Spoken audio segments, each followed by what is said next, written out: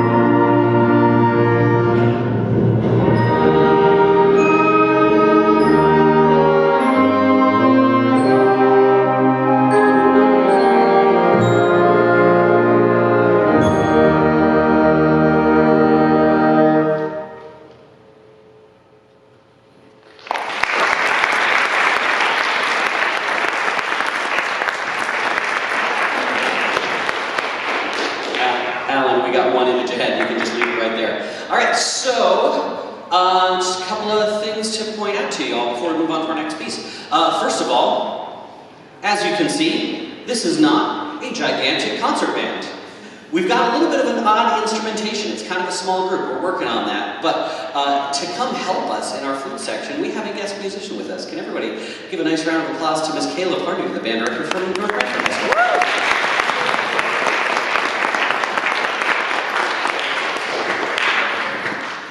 Fun to get some ringers on stage with us. But with that in mind, we've had to it's been a little bit of a struggle for us this year to find repertoire that works for us. We don't have a traditional band instrumentation. I mean, for instance, the only low brass that we have is Elijah on tuba. We don't have any trombones or euphoniums. We only have one clarinet player, Ariella back here. When typically most concert bands have a whole army of clarinets. So a lot of the standard concert band music didn't really work for us, and it's been a little bit of a tricky thing to try to find stuff that does. But we have done a couple of creative things. For instance, Ava, can you show us this cool instrument that you have here? Ooh. There you go. So this is what's called a flugelhorn. It is a a different construction of trumpet with a more mellow tone. She's actually, Ava's going to be playing the clarinet part along with Ariella, so we get a little bit more sound on it because the flugelhorn really blends really nicely with the clarinet. We've also sort of adjusted a couple of the other parts. There's some really cool things going on here, and what will not necessarily be obvious is how unbelievably difficult it is for these musicians to play music like this when basically everyone is one on a part. This is a challenging thing that you're seeing in front of you. Okay, so with that in mind, the piece that we have here is called Appalachian Morning. It's by a wonderful band composer named Robert Sheldon, and I think you're really going to enjoy it. It's got some very, very cool sounds in it. We have our brand new rear projector projecting our nice Appalachian morning scene, so you can sit back, relax, imagine you're out in the Appalachian Mountains, just woke up, came out of your tent, you're having your disgusting crystallized coffee and gazing upon the vista of the Appalachian Mountains. Here we go.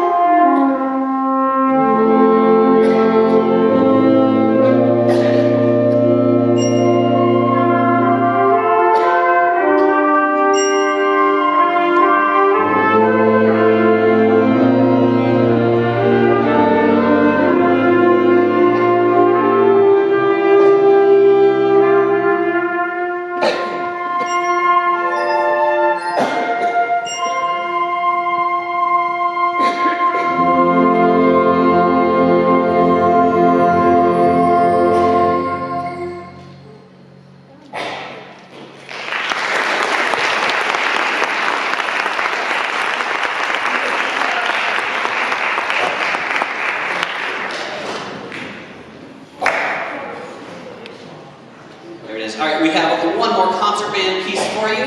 This is an Adrian Sims piece. He's a modern composer. Actually, I believe right now, Adrian is what? He's like 25 years old now, I think, something like that. Just young band composer phenom. He's been writing all sorts of great stuff. This is an awesome piece for a young band. It's called Energy. It was the first thing we picked up at the beginning of the school year. We have a lot of fun playing it. Everybody gets to play really loud stuff, and I mean, you know, it's not much more fun. I mean, what else is more fun when you come to school than sitting in a room with all your friends and playing really loud things, really loud instruments? It doesn't get a lot better than that. So, we're going to take just a second to set up, and we will be right back with you.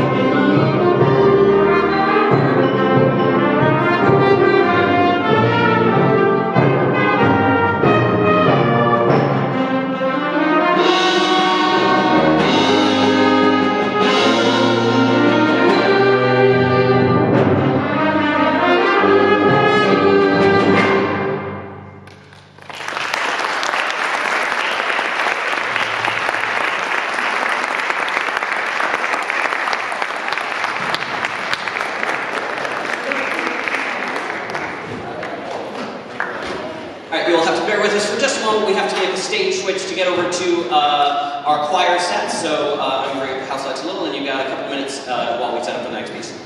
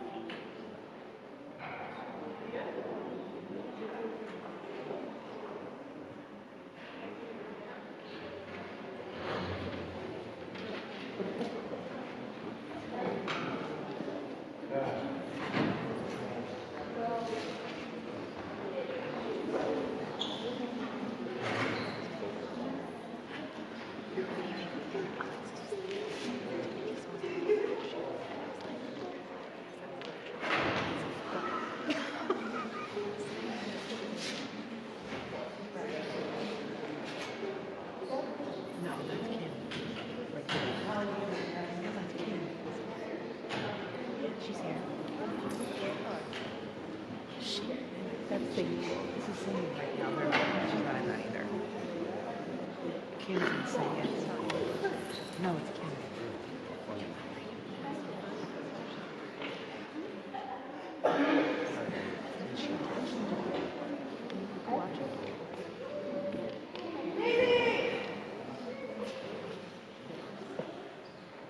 All right, moving right along, we have the East Haven High School Concert Choir. We are going to start with a trip back to, back to Italy in the 1700s, or 1600s, late 1600s. This is a very, very famous among choir circles, traditional piece of a cappella music. That is our theme this year. We'll talk about that a little more in a moment. But what you're about to hear is, I was the mean teacher that forced them to learn how to sing in Italian. Which is very fun for me, because I get to watch them learn how to pronounce all these things, which is always a good time. But they did a great job with it. It's really, this is one of those earworm pieces when you learn how to sing it. Maybe I'll be singing it when you get home too. You all ready? All right, here we go. Fa una canzone.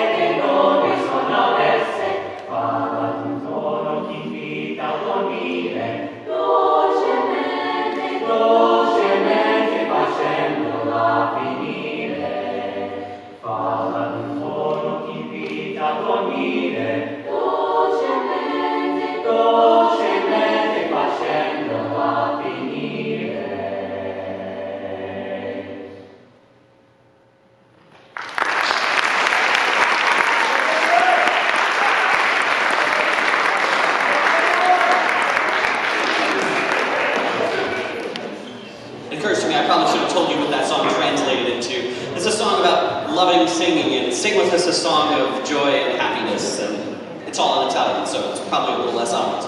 All right, so our next piece is, well, I've been teaching choir here for 4 years, and it occurred to me this year that somehow I have never programmed a piece by Eric Whitacre. For those of you that are familiar with the choir world, Eric Whitacre is basically the Tom Brady of choir music. He is writing all the best stuff. He is the go-to guy. Everything from educational music up to the highest level, most complex professional stuff. He's just an unbelievably amazing composer. And he has this piece called Seal Lullaby that he was approached by Disney for. They were looking at doing a movie that was a rendition of a Rudyard Kipling poem about a mother seal and her child and stuff. And this was a piece. This is a piece that he composed as sort of a demo piece for them that was intended to be the lullaby that the mother seal sings to the baby seal. And he got very emotionally involved with it, and he got all wrapped up with his daughter. He sings it to his daughter, or sang it to his daughter all the time. This was 20 years ago. And he didn't hear anything back from them for months and months and months, and he was getting more and more anxious about it because he really loved this piece of music. And he finally got in touch with his agent and said, "Can you find out what's going on with this? Did they hate it? Do they want me to rewrite it? What's going on?" And it turns out they had decided to shelve the project and make Kung Fu Panda instead. So, this was, you got the movie Kung Fu Panda, but the choir world got this absolute gem of a piece of choir music. It is absolutely beautiful. It's one of my favorite pieces of choir music of all time, and I think you'll understand why. So we take you under the water for the Seal Lullaby.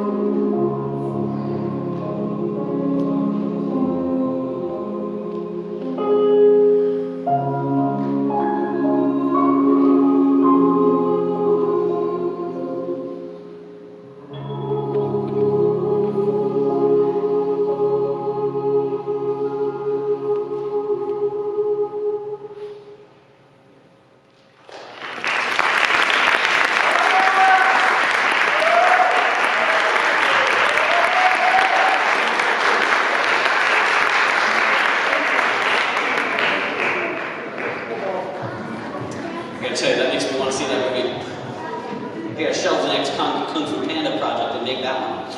All right, so like I briefly hinted at earlier, every year for each ensemble have a theme for the curriculum for the year because, you know, unlike algebra that you only take once, you take band 4 times, you know, once every year, and choir 4 times. So I've got a 4-year cycle. Every year has kind of, in addition to be a choir or be a band, there's also other stuff that we look at as well. For the band, we're looking at melodic writing. You're going to hear more about that on the spring concert.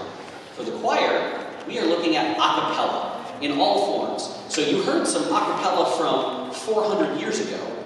Now you're going to hear some a cappella from 10 years ago. This is an a cappella arrangement of, well, I don't know, some of you that were listening to underground hip-hop in the late 90s might recognize this one. It's a little obscure, but by a Canadian hip-hop artist named K-Os, K''OS.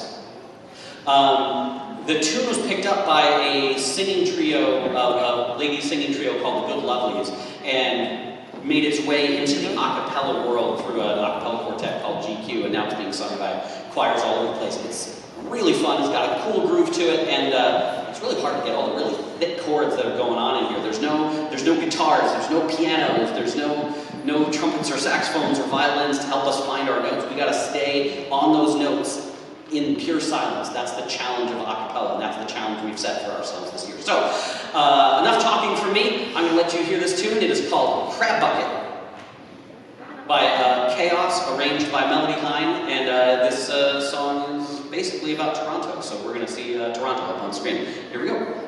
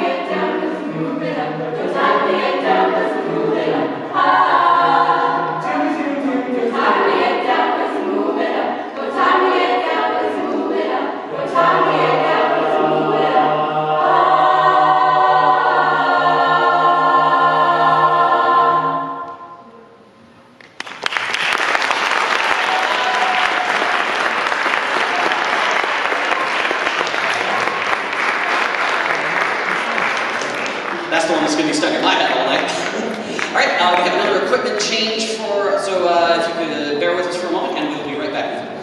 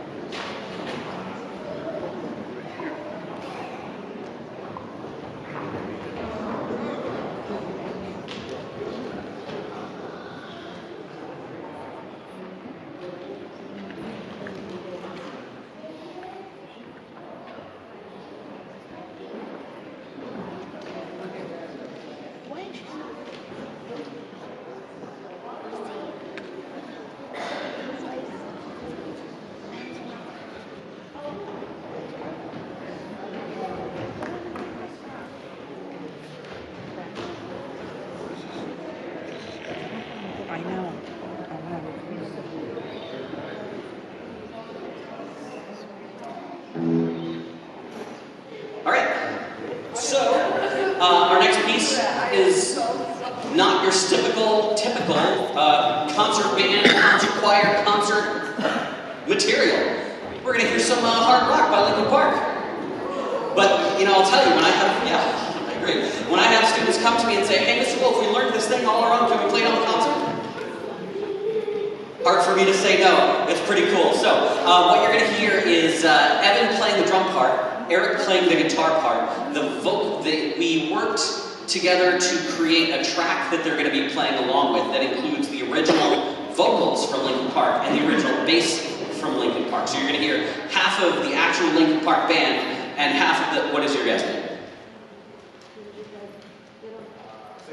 The Sigma of the Dodge. Alright. Here we go.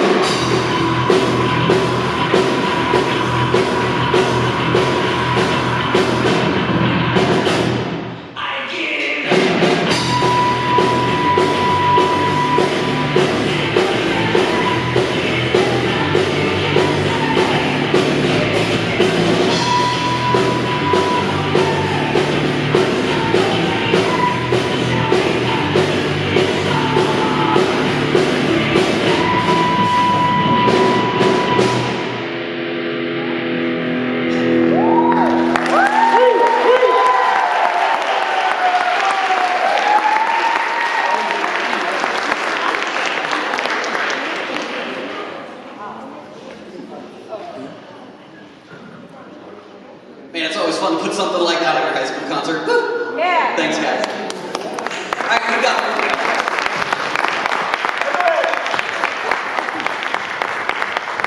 we've got one more thing for you tonight. Like I said, it was going to be a quick one.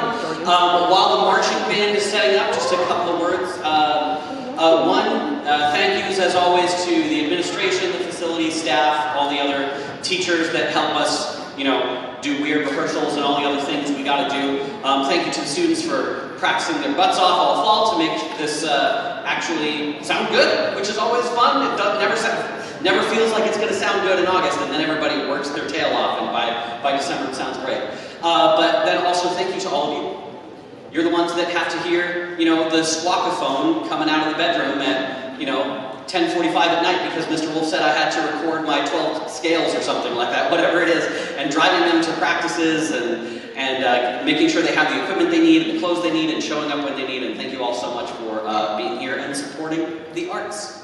It doesn't happen without support from home. So yeah, marching band, come on out.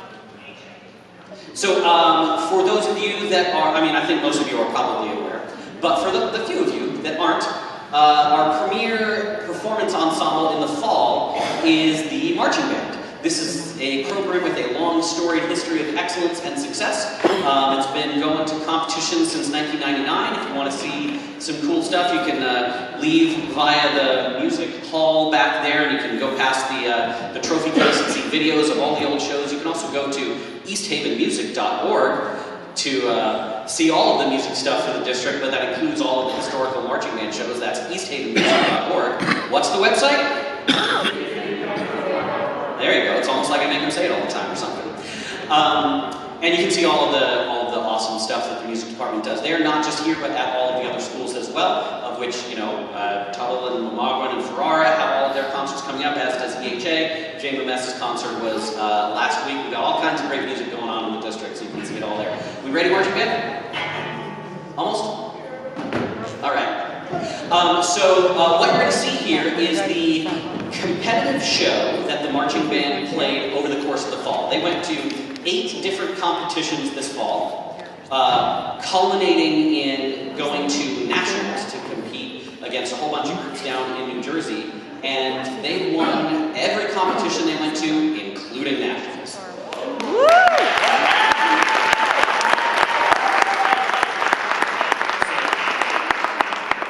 So it certainly was a fun fall competitively, but it was also fun musically, and I think you're going to hear why. I threw a challenge at them this year. Instead of playing sort of a more traditional marching band show, we played jazz. And not just any jazz, we played some seriously modern jazz. There's all sorts of crazy stuff going on in the show. You're going to hear keyboard solos and some vocals and all sorts of wacky things that you normally don't hear as part of marching band. We had a blast playing it. The judges loved watching it. Just about every critique, I think I can tell you this now, just about every critique we went to, the judges were like, "You guys are our favorite show, that was so cool." So that's always fun to hear from the judges. And it was just a great fall, and I think you're really going to enjoy the show, and I'm just going to stop running my mouth and let them play, and let us have a great holiday. So here we go, the East Haven High School Co-op Marching Band.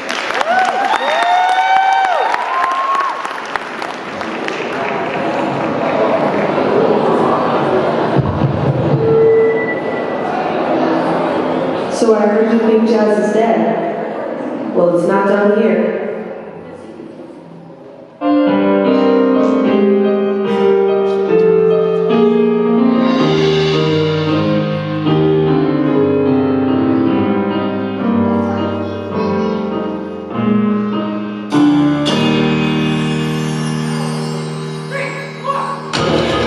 Welcome to the Neon Fusion Jazz Club, Connecticut's hottest home for modern jazz. We've got a great show for you tonight. All of this music was written this century.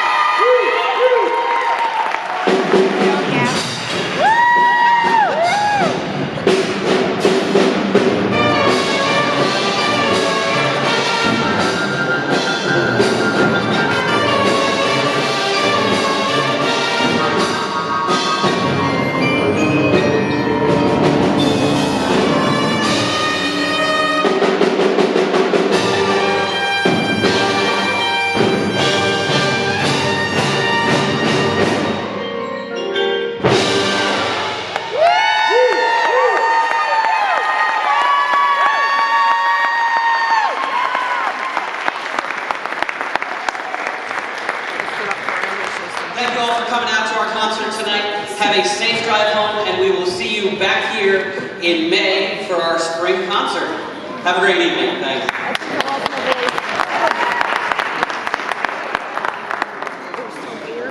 Stand still, and then nobody went around there. It was weird because every time I was listening to